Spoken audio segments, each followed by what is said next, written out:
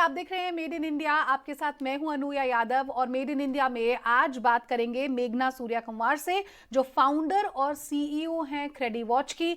मेघना, बहुत बहुत शुक्रिया सबसे पहले तो हमें यहाँ पर समय देने के लिए। आप एक लॉयर टर्न्ड एंटरप्रेन्योर हैं। मुझे बताइए इस जर्नी के पीछे की वजह क्या रही और क्रेडिवॉच आखिर करता क्या है?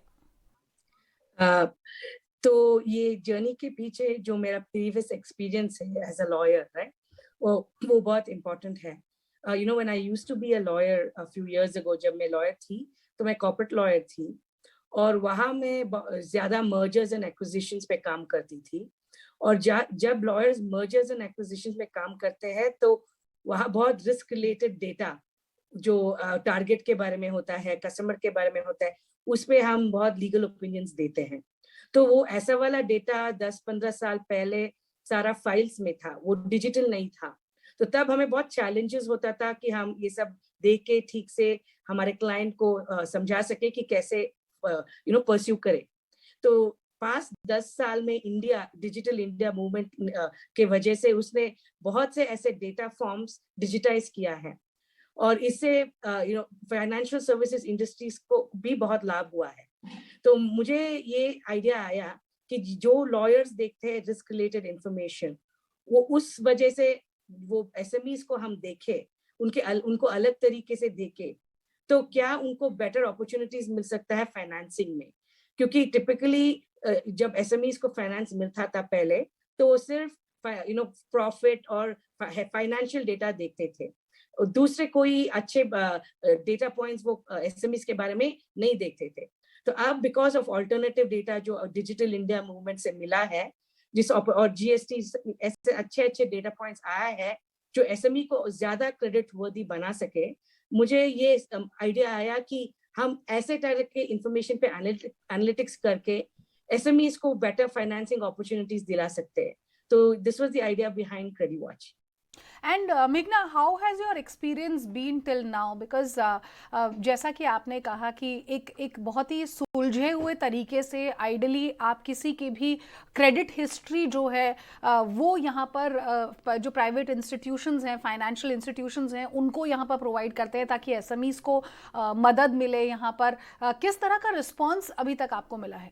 बहुत अच्छा रिस्पॉन्स मिला है। हम इंडिया के टॉप फाइनेंशियल इंस्टीट्यूशंस को सपोर्ट करते हैं और उनको क्रेडिट असेसमेंट और रिस्क मॉनिटरिंग के स्पेस में सपोर्ट करते हैं, क्योंकि इंडिया में एक प्रॉब्लम है क्रेडिट असेसमेंट की और दूसरी प्रॉब्लम है एनपीए की। कि हमारे स्पेशली जो फ्यू इंसिडेंट्स हुआ है 5 साल में, उससे हमारे ओवरऑल एनपीए लेवल्स थोड़ा ज्यादा बढ़ गया है। तो अगर बैंक्स को प्रॉफिटेबल होना है और एसएमईज को लोन भी देना है, तो उनको ये रिस्क भी मॉनिटर करना है और लॉसेस भी कम करना है। तो हम टॉप पीएसयूज के साथ काम करते हैं, प्राइवेट बैंक्स के साथ काम करते हैं, टॉप एनबीएफसीज के साथ हम काम करते हैं और बहुत अच्छा रिस्पांस मिला है कस्टमर से और ऑल्सो इंडस्ट्री से। हमें बहुत अभी रिसेंटली एजिस ग्राहम बेल में हम फाइनलिस्ट थे, जो मिनिस्ट्री ऑफ इंफॉर्मेशन टेक्नोलॉजी वो ऑनर देती है और फाइनलिस्ट होना बहुत बड़ा ऑनर है। सिमिलरली नास्कॉम ने हमें टॉप 50 इमर्जिंग प्रोडक्ट कंपनीज का लिस्ट में हमें हिस्सा बनाया और बहुत से ऐसे इंडस्ट्री लेवल रिकग्निशन भी मिला है और अच्छा एक्सेप्टेंस मिला है। मेघना, जैसा कि आपने कहा कि डिजिटाइजेशन जो है वो इसने यहाँ पर एक तरह से वो पूरी की पूरी सूरत बदल कर रख दी है। यहाँ पर आप सब कुछ everything is just a click away. आप आने वाले सालों को किस तरह से देखती है? हालांकि एक बैकग्राउंड चेक यहाँ पर आपकी कंपनी जो है एक तरह से वो क्रिएट कर देती है एनबीएफसीज के लिए, प्राइवेट इंस्टीट्यूशंस के लिए, लेकिन फिर वो जो लोन लेने के बाद चुकाने की जो क्षमता होती है, क्या उससे रिलेटेड भी आप एसएमईज का कोई फ्यूचर प्रूफिंग देखते हैं? किस तरह का रेवेन्यू आने वाले सालों में कंपनी जनरेट कर सकती है? क्या इस तरह का भी कोई डेटा आप बैंक्स इंस्टीट्यूशंस को प्रोवाइड करते हैं? तो ये इंडिया में अब ये जीएसटी डेटा है ना, वो डिजिटाइज हो गया और सारे कंपनीज को कंपल्सरी डिजिटली फाइल करना होता है। और जीएसटी में ये सुविधा है कि अगर ये कंपनीज चाहे, उनके कंसेंट हो, वो जो कंसेंट करे, तो वो ये डेटा बैंक्स के साथ शेयर कर सकते हैं थ्रू कंसेंट। और ये अकाउंट एग्रीगेटर फ्रेमवर्क भी गवर्नमेंट ने आरबीआई के साथ बनाया है ऐसे डेटा को अवेलेबल करने के लिए, अंडरराइटिंग के लिए। तो हम ऐसे डेटा पे भी बैंक्स को एनालिटिक्स प्रोवाइड करते हैं, और through several partnerships through with account aggregators and banks हम इसके ऊपर एनालिटिक्स करते हैं, जिसको फ्लो बेस्ड डेटा बोलते हैं, कि जो एप्लीकेशन के टाइम पे और उसके बाद आप कैसे परफॉर्म कर रहे हो, अगर आप कंसेंट करके बैंक को ये डेटा देते हो तो उसके ऊपर भी हम हमें बैंक्स को एनालिटिक्स देते हैं। तो इंडिया अब बिकॉज ऐसे डिजिटल डेटा बहुत इजीली अवेलेबल है, बिकॉज गवर्नमेंट ने बहुत श्रद्धा की है कि इंडिया में डेटा हम डिजिटाइज करें। 80% ऑफ इंडियंस को आज बैंक अकाउंट है, जो पहले नहीं था।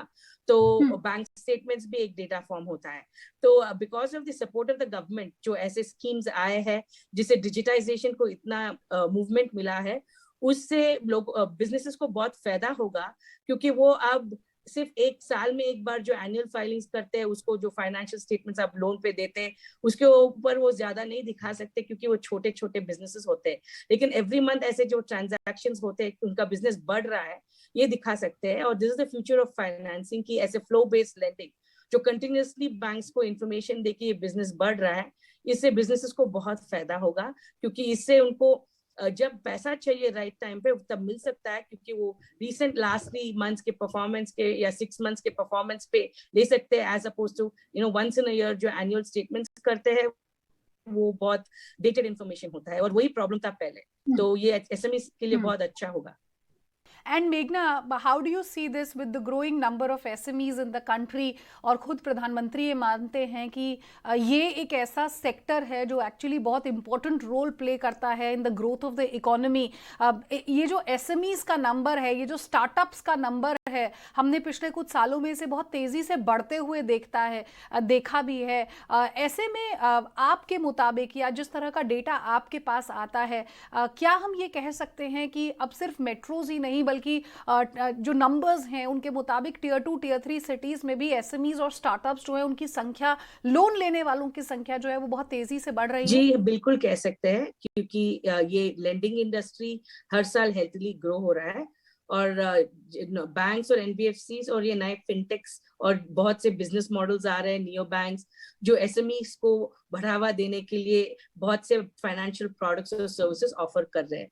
और ये फोकस सिर्फ टायर 1 सिटीज में नहीं है, टायर 2 टायर 3 सिटीज में भी है, क्योंकि जो ये जीएसटी फाइलिंग होता है या बैंक स्टेटमेंट्स, वो टायर 2 टायर 3 या टायर 4 सिटीज में भी ऐसे वाले डेटा पॉइंट्स अवेलेबल हो सकते हैं।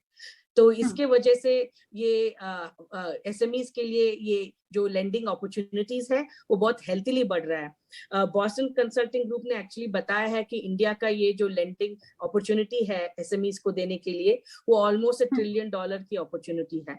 तो हमें ये है कि होप है कि और न्यू स्टार्टअप्स आए, बैंक्स और अच्छे फाइनेंशियल प्रोडक्ट्स और सर्विसेज बनाए, और हम ये सारे इंडस्ट्रीज को सपोर्ट करें, क्योंकि तो they can lend to more SMEs, और जो ओवरऑल जो लॉसेस होते हैं उसको भी कम कर सकते हैं एनालिटिक्स की वजह से। तो मेघना, अब आप जब एंटरप्रेन्योर बन गई हैं यहाँ पर, तो क्या आई एम श्योर आपका दिल यहीं पर लगा होगा, इसीलिए आप इस प्रोफेशन में कंटिन्यू भी कर रही हैं, लेकिन लॉयर टर्न एंटरप्रेन्योर जर्नी कैसे अलग है? यूं कहे कि लॉयर्स की लाइफ और जर्नी और करियर जितना कॉम्प्लिकेटेड होता है, कितनी प्रॉब्लम सॉल्विंग वहाँ पर करनी पड़ती है, कुछ ऐसा ही आपके बिजनेस में भी है? जी हाँ, बिल्कुल है। मैं लॉयर टर्न एंटरप्रेन्योर हूँ, लेकिन मुझे टेक्नोलॉजी में हमेशा इंटरेस्ट था। तो मैं थोड़ी कोडिंग भी करती थी स्कूल में, और जब मैं लॉयर थी तो बहुत टेक्नोलॉजी कंपनीज के साथ भी काम किया है, और वेरी क्लोजली टेक्नोलॉजी कंपनीज को एडवाइस किया है। तो उस वजह से ये ट्रांजिशन इतना मुश्किल नहीं था। और दूसरा ये है कि क्रेडिवॉच में जो है हमारे वर्ल्ड क्लास टेक टीम हमने बनाया है। मेरे को फाउंडर संदीप, उनका टेक्नोलॉजी बैकग्राउंड है, और मेरे बहुत से टीम मेंबर्स का बहुत अच्छा टेक्नोलॉजी बैकग्राउंड है। तो हम लोगों ने हमने ये बिजनेस एक्सपर्टीज या लीगल एक्सपर्टीज जो होता है रिस्क को अंडरस्टैंड करने में, और टेक्नोलॉजी को बहुत अच्छी तरीके से कंबाइन करके सोच के समझ के बहुत से चैलेंजेस सॉल्व किया है, क्योंकि बैंकिंग बहुत रेगुलेटेड इंडस्ट्री है, बहुत बड़ा इंडस्ट्री है, और इनको जब सॉल्यूशंस देते हैं तो बहुत सोच समझ के सारे रेगुलेशंस को देना पड़ेगा। बिल्कुल। और 2022 के लिए कंपनी का कोई एक्सपेंशन प्लान किसी तरह का, या फिर कोई टारगेट जो आपने और आपके को फाउंडर्स ने सेट किया हो टू अचीव योर ड्रीम? जी, हम अभी 100,000 एसएमईज के बारे में हमने बैंक्स को अभी तक एडवाइस किया है। हमारा ये आशा है कि वो 1 मिलियन जाए एसएमईज को, जिसको हम पॉजिटिवली इम्पैक्ट कर सके, तो हम उस गोल पे काम कर रहे हैं। चलिए, बहुत बहुत शुक्रिया मेघना आपका हमसे इस बातचीत के लिए और समय निकालने के लिए। जी थैंक यू, धन्यवाद। बहुत बहुत शुक्रिया। मेड इन इंडिया में वक्त हो चला एक छोटे से ब्रेक का, जल्द हाजिर होते हैं। आप देखते रहिए ईटी नाउ स्वदेश।